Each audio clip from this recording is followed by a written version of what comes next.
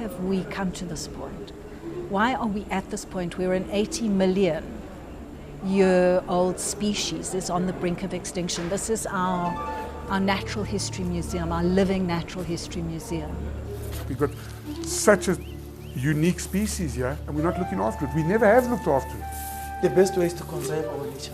And to conserve our nature is to leave our pangolins to survive. It is that important to get it under control, because that's how we save rhinos, that is how we save pangolins.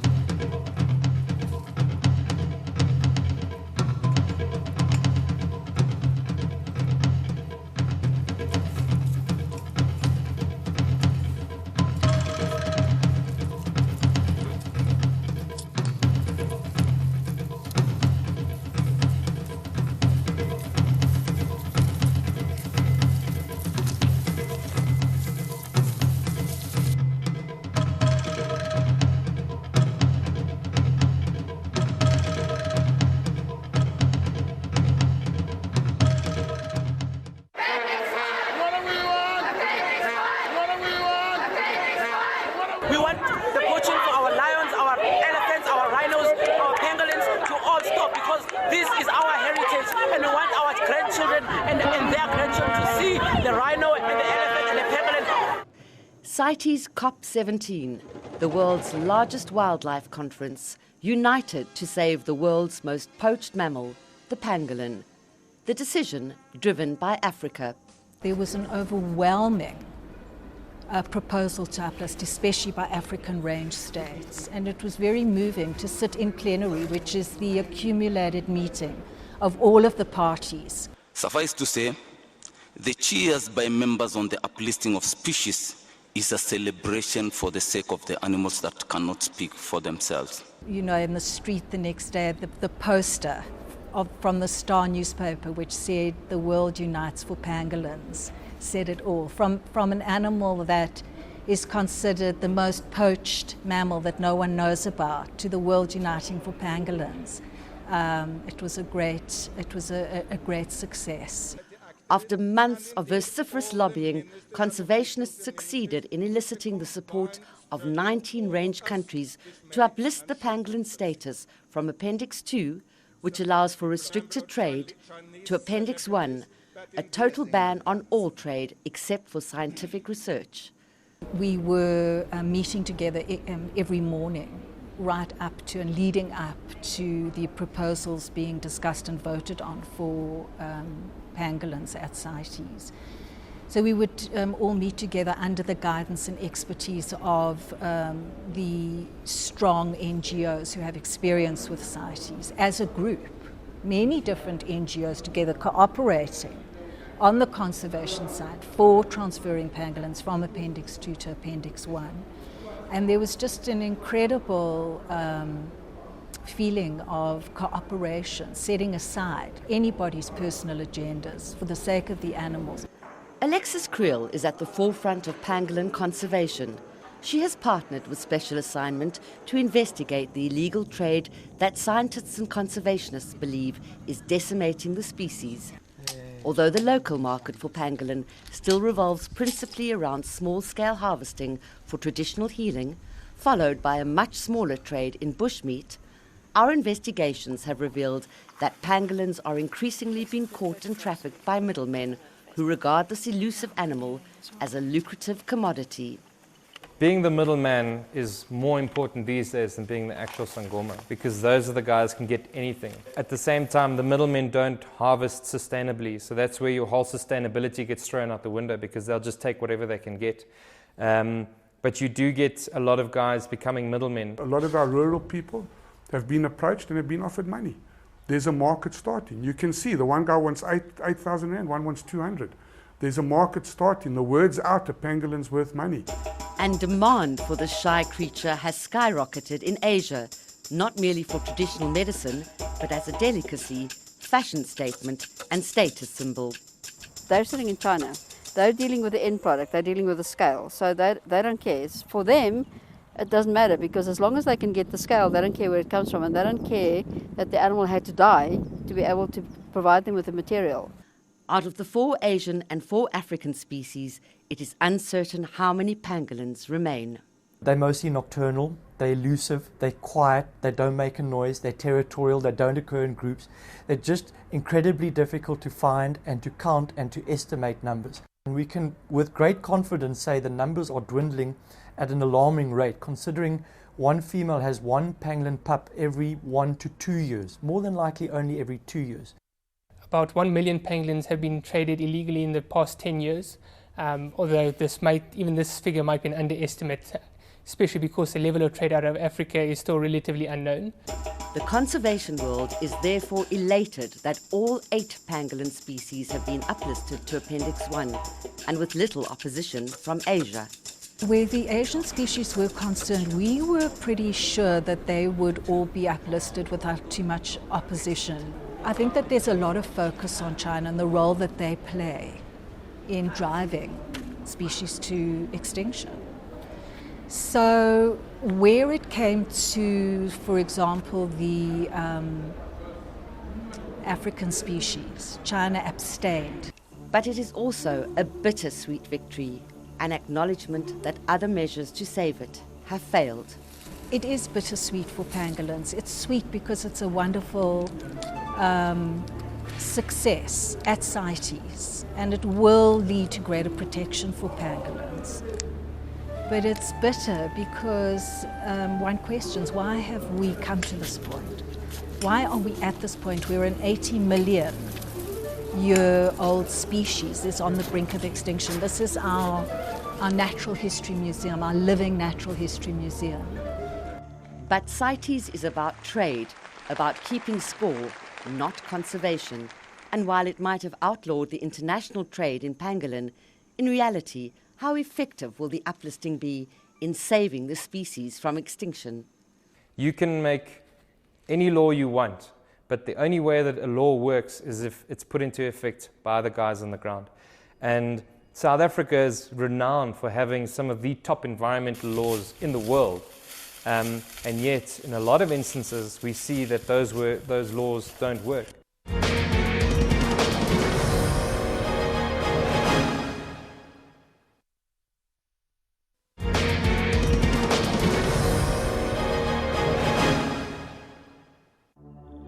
A world removed from the debating, lobbying and networking of COP17 is the Kruger National Park. This is ground zero, the eye of the poaching storm. Covering over 19,500 square kilometers, it contains Africa's largest rhino population. But the park has been hit by over 60% of the rhino poaching. And with approximately 1 ranger per 50 square kilometers, the scales often seem tipped disproportionately against our wildlife. We are visiting a bush camp located in the heart of the Kruger Park. Initially, this camp resembles a poacher's camp, a transit stop with frayed tent, rudimentary equipment, and only the most basic of supplies. But this is the nerve center of ProTrack, South Africa's largest private anti-poaching unit. We basically hire ourselves out like a normal security company, but a landowner will pay us, and depending what he wants or how many people he wants, we then run his anti-poaching operation on the farm. Established in 1992, ProTrack's main mission is to stop the slaughter of South Africa's wildlife. To achieve this, its units have to live and think like poachers. They've got to live in the bush, they've got to live like a poacher. You can't start thinking like a poacher if you don't live like him. Those hardships they have to do, that's what makes them so good at what they do. In preparation, they must undergo a grueling 5-week military-style boot camp, during which they are deprived of even the most basic creature comforts. Now, when the guys come here, they lose all their personal gear. There's no personal. The only thing they're allowed to take is socks and underwear. And no toothbrushes, no toothpaste, no matches, no lighters, no cigarettes. They are trained in weapons handling, combat, recognizing and dismantling snares. They just take a knife on a fresh tree and scrape it off to make it. So that's also another way you can tell if a snare is fresh or not. Because if the bark and it's still green, you can see it's recently been set. Their endurance is stretched beyond any normal limit. It's not an easy lifestyle. I mean, as I said, some of the guys are out 16 to 22 days, no contact with families at home, no fridges, no TV, things like that. A lot of the people who do come are very passionate about their wildlife. And as long as you've got a passion for your wildlife and for the anti-poaching and are able to live in the circumstances, basically anyone who can work with that can basically do anti-poaching. These are the unsung heroes fighting on the front line of the anti-poaching war. And the danger, the trauma, all this takes its toll, both physically and psychologically. We had an incident when one of our chaps got stabbed in the neck. The guys helped him, got him to hospital. After that, the one guy said, look, I can't do it anymore. That was...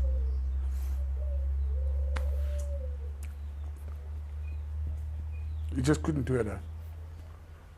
So it does, you know, he saw his mate basically almost die. But you see, that's the thing. Obviously, it's traumatic for you. Yeah, you know, it takes a toll on all the guys. It does. It's hard, and why some of them stick it out there, God alone only knows, but they do. And the training has yielded results both on the rhino front and in the pangolin trade. There has been a slight decline in rhino poaching in the last year and 7 arrests of pangolin poachers in Limpopo since the beginning of this year. We're getting a lot more info from informants out in the field that there has been a spike in this area. There's been good arrests. I think in the last week there's been 3 arrests made by the SABC, not by us. There are positives. We've just got to keep the momentum rolling. This number of arrests might sound modest, but remember that in 2007, the number of poached rhino did not exceed single digits, and the networks of organised crime syndicates are similar in both rhino and pangolin poaching. We know that most of the poachers in this area are your level 1 and 2s, which are your normal guys on the ground who actually doing the poaching. Then your level 3 are your traffickers. So your major syndicates in that aren't actually in the area where the poaching is happening. They sit in overseas somewhere, and it works like a pyramid. Your number 1 on the pyramid is your consumer. Number 2 is your kingpins. Number 3 is your trafficker. And then 4 and 5 are your bottom levels. Those are the people who are actually out on the ground and shooting the rhino or going and catching the pangolin. But ProTrack rejects a Rambo-style shoot-to-kill policy. The person that comes to an organisation like ProTrack should be a conservationist. Conservation means we look after. We don't kill. We've got a very naive attitude with this policy we must shoot and kill every poacher. 25 years ago I believed that, totally. A poacher was scum of the earth, didn't belong here. The majority of people pulling the trigger, the majority of people picking up a pangolin is a poor person who lives in a rural area. They get nothing. If we don't fix that, we might as well pack all our wildlife up and just give it to them. So you need to start off with your grassroots, with the education and your communities. Why are we not teaching the children about their heritage? We say we're protecting it for them, but we're not teaching them about it. Let's go to our communities, see what they need, and address those needs. In fact, the unit is closely aligned with conservation and education initiatives in areas like Bushbuck Ridge. This is where we visited a respected Sangoma to understand the role the pangolin plays in traditional medicine. There is a way of softening the scales and then grinding them down and mixing the powder with traditional medicine to treat cancer and open wounds. You can also grind down the meat and smear it around the yard to ward off evil spirits. In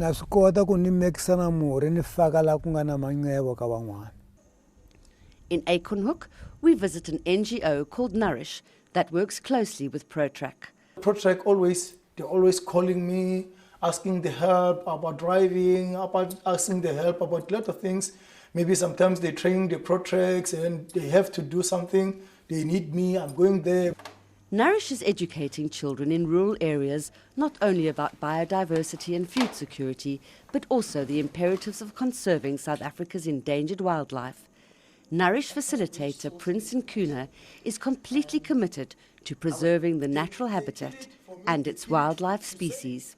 I was having a lot of workshops, community meetings and whatsoever at schools. But now we have 12 primary schools, 12 communities, and more other communities that need to come to us just because of what I did tell them. And they started to see that the people that they're visiting here is not all about us. It's all about our pangolins, rhinos, elephant and elk. Teaching the younger generation about their natural heritage entails giving them a hands-on understanding about the importance of the ecology by planting trees, cultivating vegetable gardens, and learning about the long-term value of keeping our wildlife alive. The best way is to conserve our nature. And to conserve our nature is to leave our rhino or our pangolins or whatsoever and act, which is a part of our environment, to survive. The killing has to stop, the killing of rhinos and the killing of people and the killing of pangolins.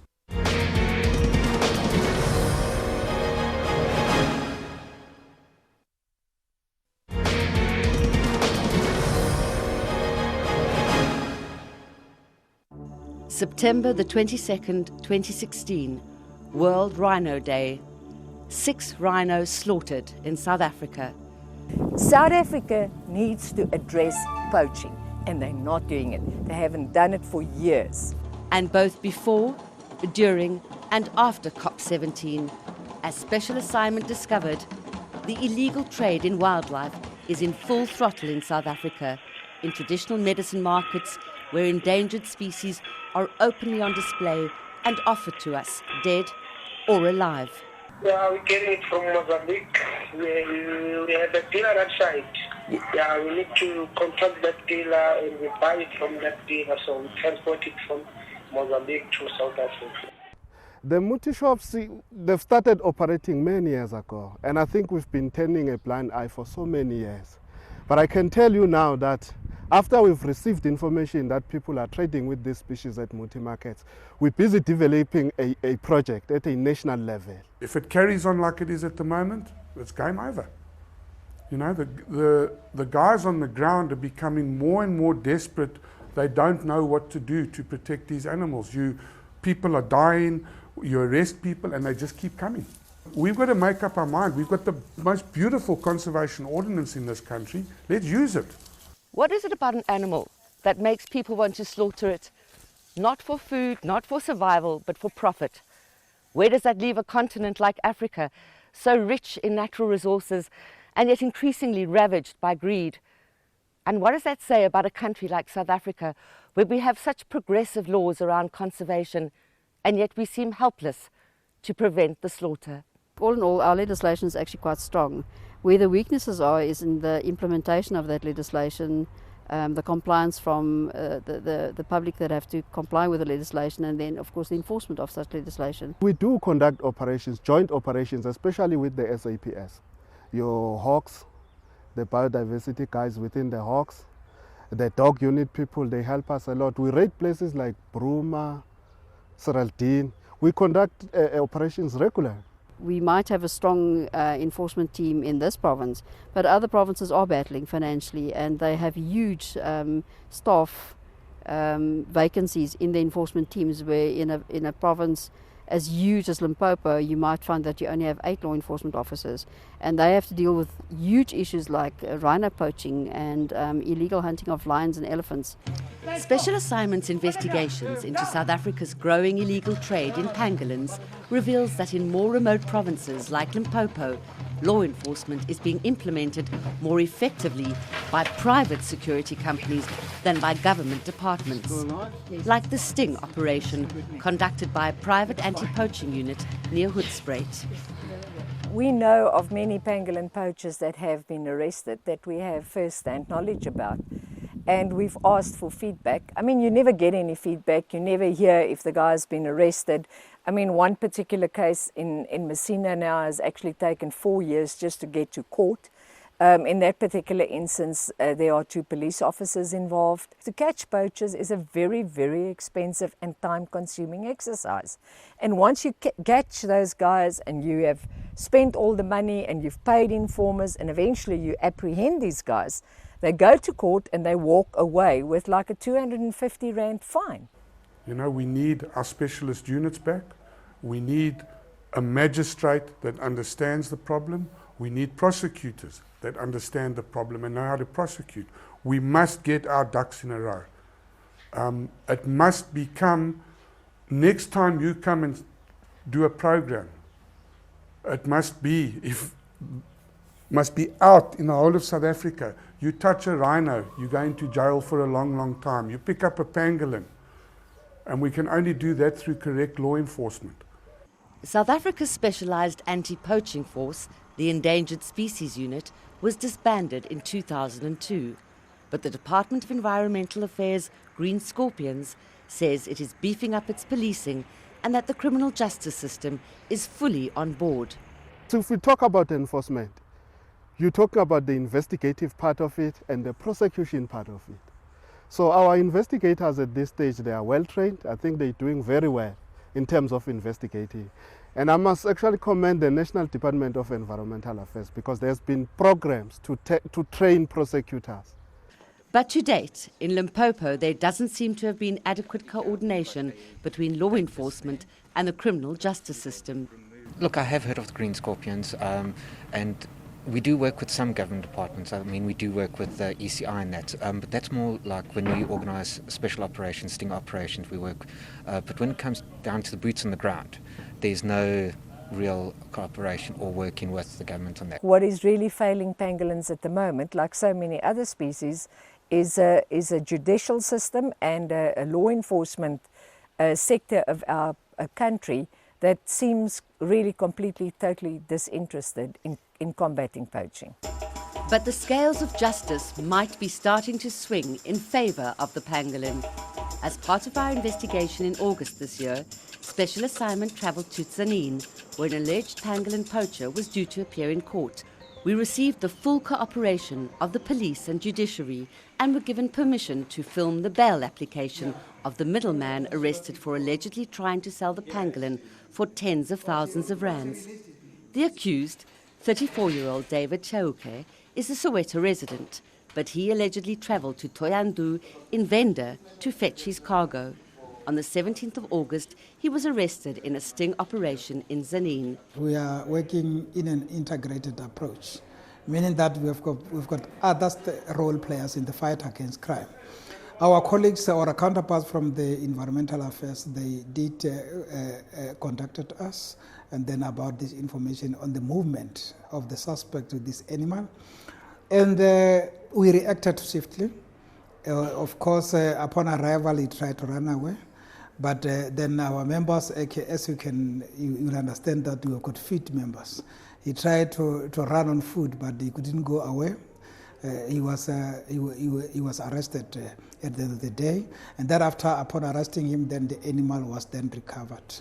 A few days later, another arrest of 3 alleged pangolin poachers. Within 2 or 3 days after the Tzaneen incident, we had another one in Molalane, that is Hoedspruit, whereupon 3 people were arrested. They were transporting the same animal as well, and they even appeared before court, and they will come again next month for further police investigations. The defence counsel for the accused presented him as a single father and first-time offender, but the magistrate took a relatively tough stance. However, the state further indicated to me that the animal which was found in your possession was going to be sold at plus minus 80,000 Rand. I have tried to balance what the state has said and what your attorney has asked on your behalf, and bail is fixed at 4,000 Rand. The accused will appear in court on October the 18th.